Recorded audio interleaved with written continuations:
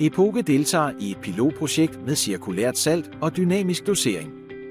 I samarbejde med Strømand har Epoke leveret en testspreder til Svevia i Sverige, hvor sprederen både kører med cirkulært salt og almindeligt stensalt.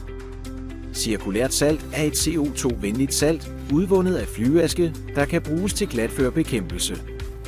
Med dynamisk dosering kan Epoke Sirius Kombi justere saltmængden i realtid og tilpasse sig kommende vejforhold.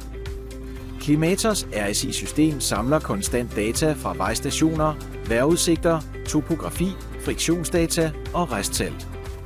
Denne data sammensættes løbende til nye optimale doseringstabeller, der automatisk sendes til sprederen.